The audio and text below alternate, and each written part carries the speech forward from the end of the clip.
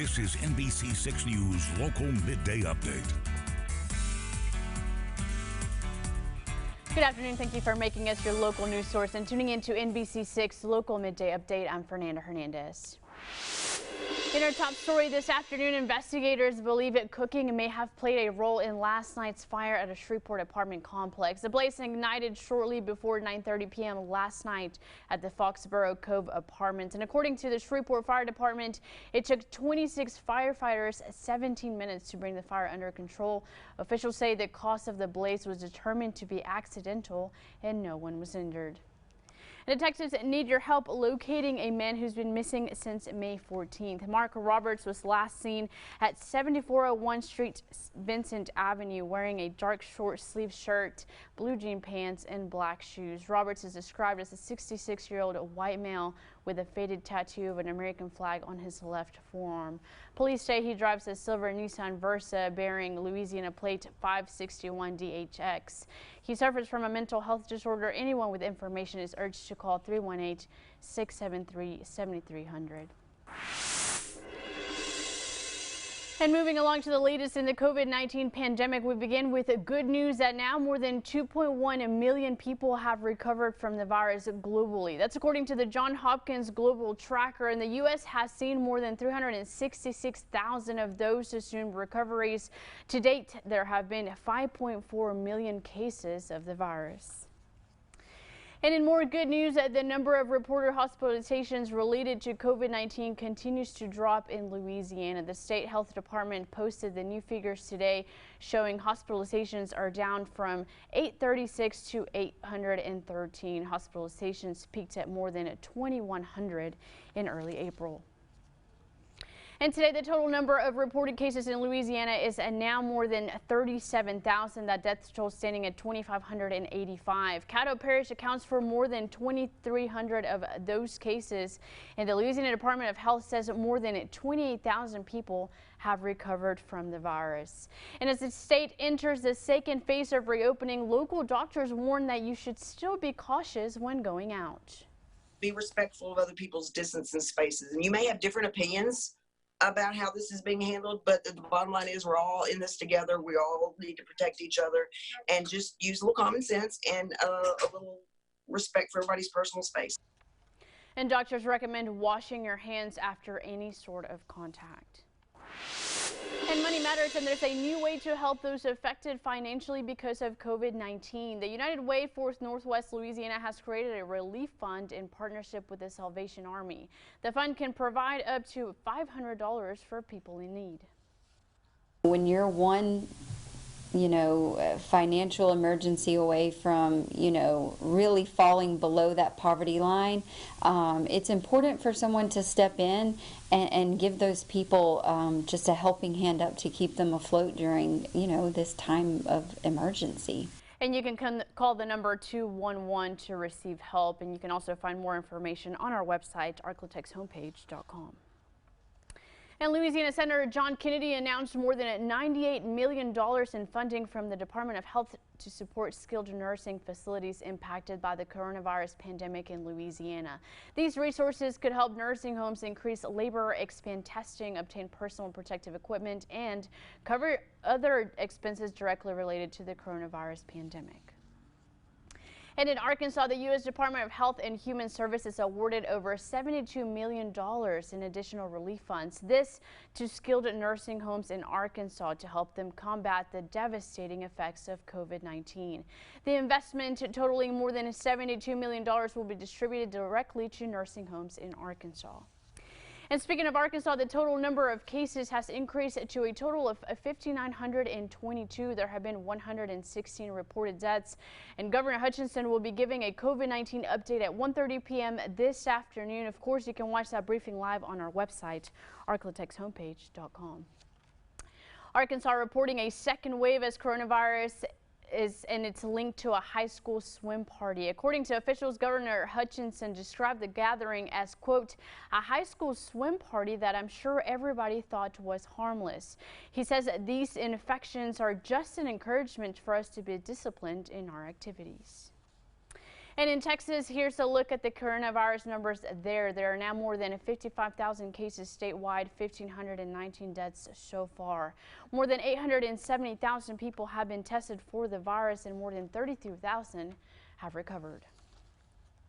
And the state of Texas is moving along with phase 2 of its reopening process. Governor Greg Abbott has given bars the green light. Bars, breweries, and wineries across the state have opened back up to the public. Occupancy is still limited to 25%, and no more than 6 people will be allowed to share a table. Employees must also be screened for COVID-19. We've kind of missed everybody, our employees, our customers. You know, when you're open and you spend so much time together, you build a family. And with everything going on, we haven't got to see our work family, so it feels really good to be back open. It's actually been beneficial that it's been a gradual reopening for us, just so we get our feet back on the ground.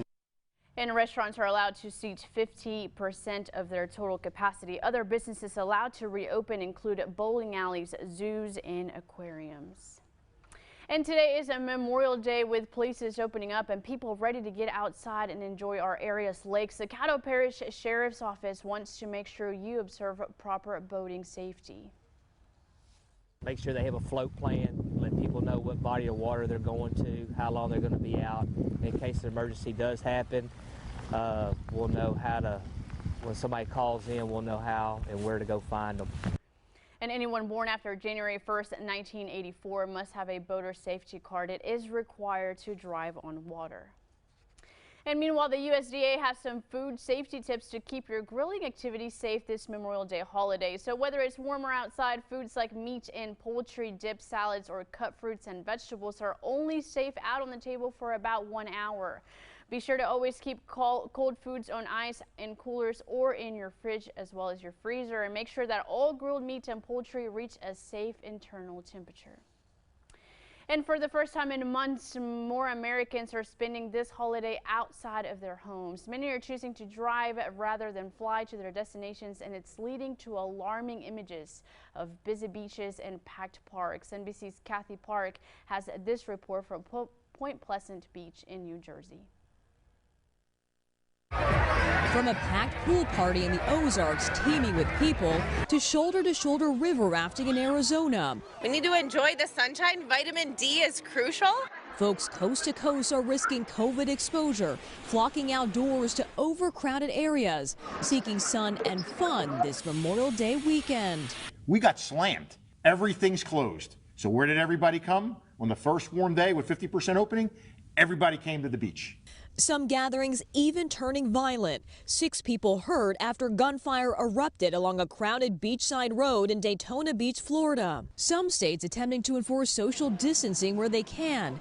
At California's Manhattan Beach, parking lots closed to limit the number of visitors, with safety officers actively encouraging people to wear masks. When you get to the beach, remove them. But right now, please have them on. As similar scenes of packed beaches play out across the nation, the dangerous threat of community spread remains. In Arkansas, where officials say they're monitoring a second peak, a month after the first wave, Governor Asa Hutchinson announcing an outbreak of new coronavirus cases stemming from a youth swim party. In North Carolina, where many businesses, including restaurants, are now open, the state recording more than 1,100 new cases from Friday to Saturday, the highest single-day spike. Today, as Arlington National Cemetery remains closed to the public, the country approaches a grim milestone of 100,000 COVID-19 deaths. The New York Times turning its Sunday cover into a powerful memorial for the victims, a striking tribute and a reminder that the war isn't over. And as we continue to deal with this worldwide pandemic, you're not alone. The Keep Calm Through COVID hotline is still open and available for those who may be feeling overwhelmed. The service is available to you at no charge, and that number is on your screen. And stay with us. We've got a full check of your forecast coming up next. Plus, we're telling you how celebrations are being adapted to honor our nation's fallen heroes amidst the pandemic. And later, a powerful memorial for victims of COVID-19 comes with a chilling headline in the New York Times. We have those details for you later in the show.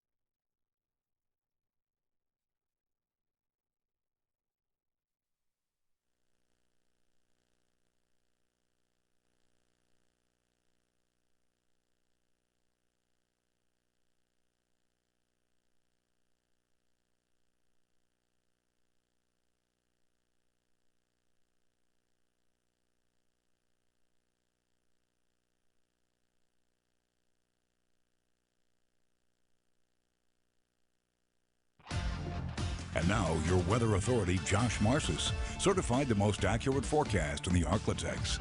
Well, welcome back. Setting up to be just what I would call a messy weather week here across the region. In addition to the flash flooding, we could see at least a low-end threat of some strong to severe storms each day. We'll be on the lookout for some high wind gusts, but I think next few days, flash flooding will be the biggest issue for us, especially for the afternoon and evening commute. So we do have a flash flood watch in effect for all areas now. Again, a few damaging wind gusts could be possible this afternoon and evening, and rain is likely each day through Thursday. Not much change to the weather pattern, so that's why I think we may actually see kind of the low-end severe weather potential, at least for your Tuesday and Wednesday as well. And it's staying warm and humid. Morning temperatures will be near 70 and afternoon highs each day in the upper 70s and low 80s. So we do have a flash flood watch. This is in effect through 7 p.m. tomorrow evening. All counties and parishes anywhere in the watch area, we could see an additional 2 to 4 inches of rain just between now and tomorrow night. And keep in mind, there's more rain on the way beyond that. So we do think there's a good chance we'll see that flash flood watch get extended. The issue for us, we have this big ridge of high pressure.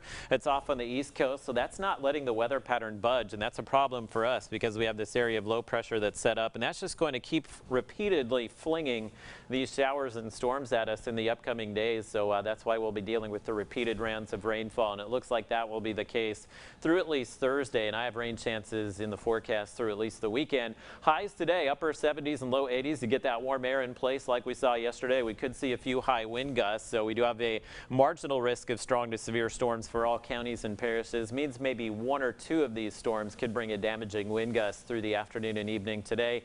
Here's a look at your Robbins Toyota Futurecast. It will show the rain pretty widespread through the afternoon and evening today. Once we lose the heating or we hit sunset tonight, we'll see some of the storms dissipate, but I do think we'll see some rain out there beyond sunset tonight, but we'll likely start out with a little bit of a break tomorrow, and once again, we'll see another round of rain and storms move through during the afternoon and evening, and you'll see here those storms forming in East Texas, where we did see 2 to 3 inches of rain yesterday. So I think in the short term, if we see any flash flooding concerns, may initially be across East Texas and Oklahoma, with that flash flooding threat extending to the rest of the Arklatex as we continue through the week, and you see the rain still ongoing for much of the day tomorrow. Now look at your rainfall potential. I will just take us through Wednesday because there is going to be some more rain beyond that. You see a lot of 2, perhaps even 4-inch totals on the map here. Anywhere you see the orange, it's a 4-inch total through East Texas. So that's why we could see some flash flooding develop today and tomorrow, and expect those rounds of heavy rain will continue for your Wednesday and Thursday. So I have those rain chances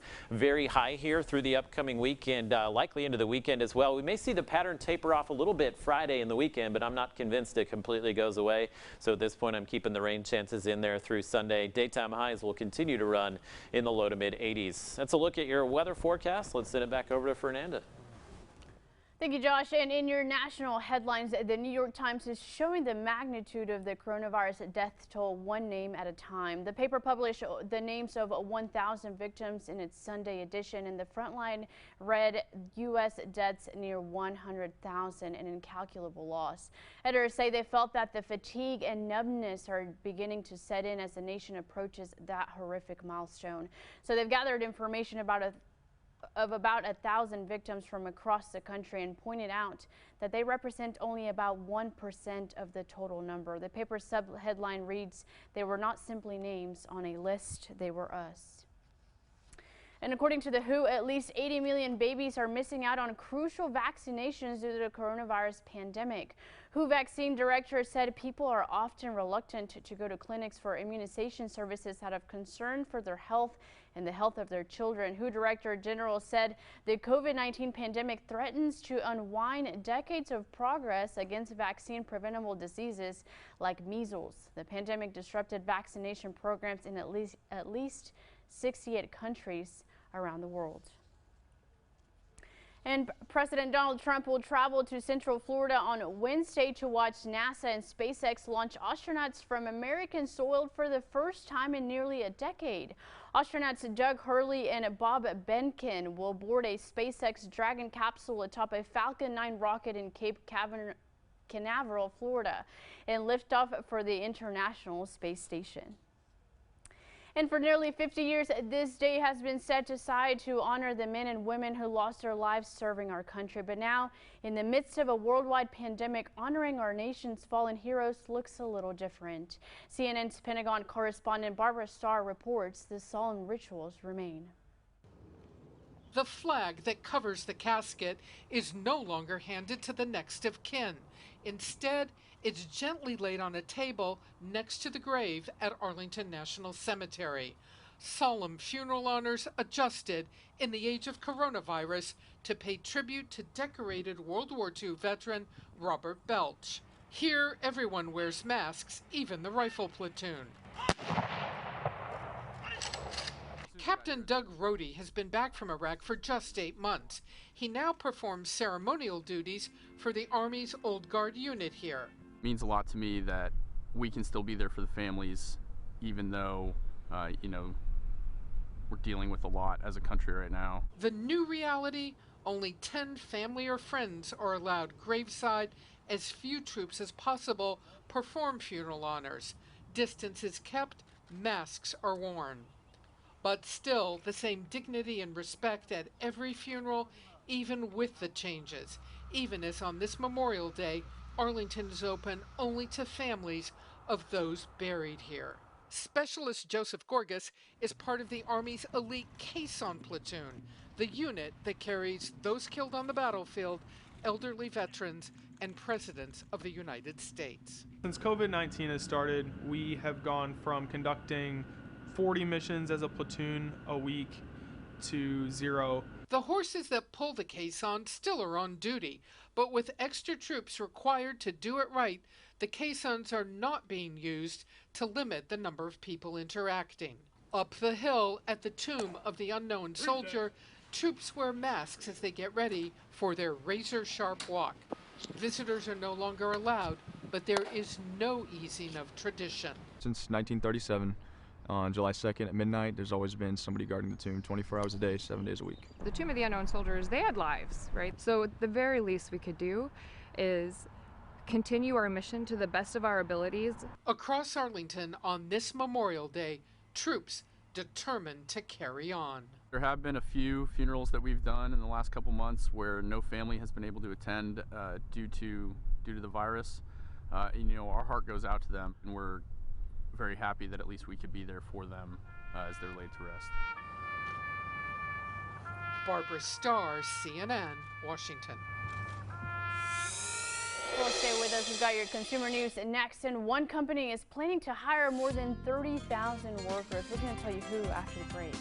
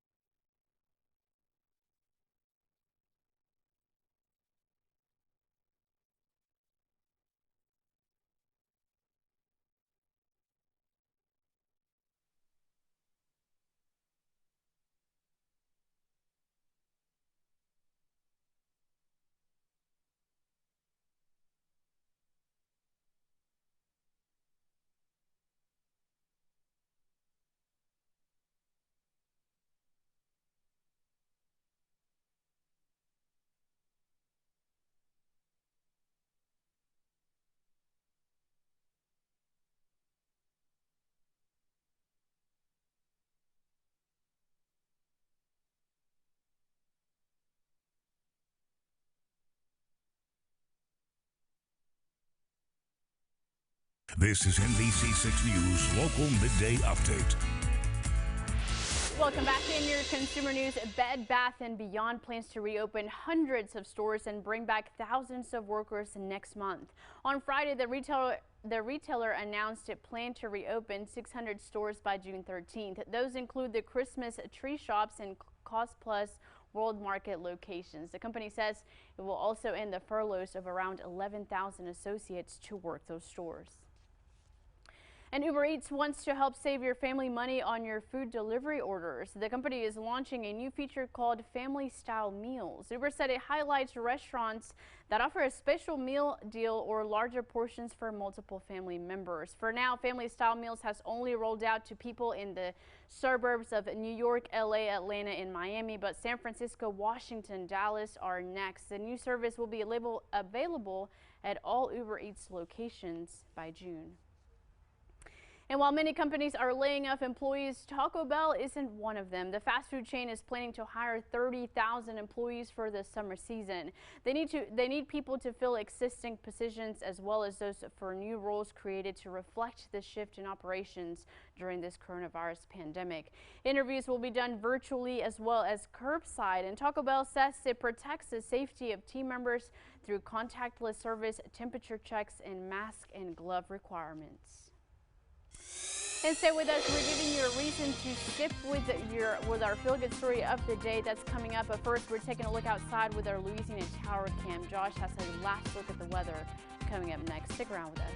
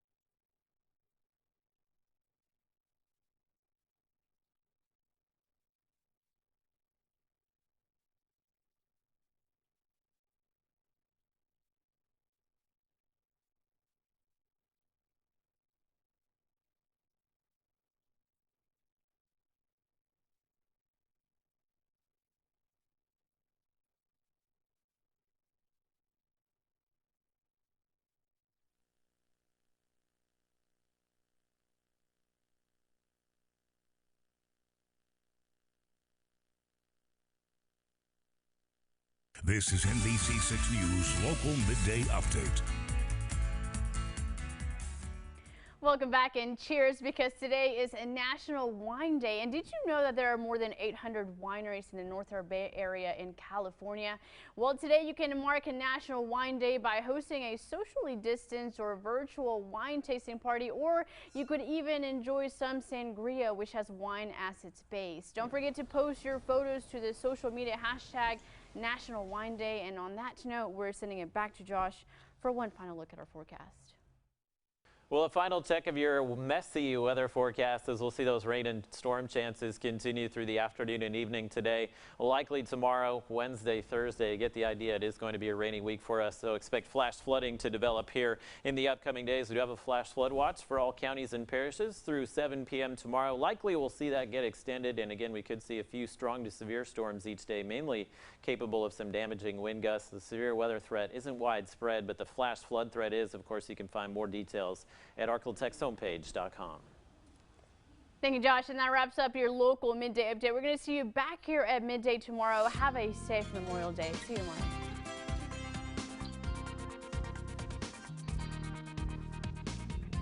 Your weather authority and the Ray Ford Thunder Truck, driven by the most accurate forecast in the Arklatex.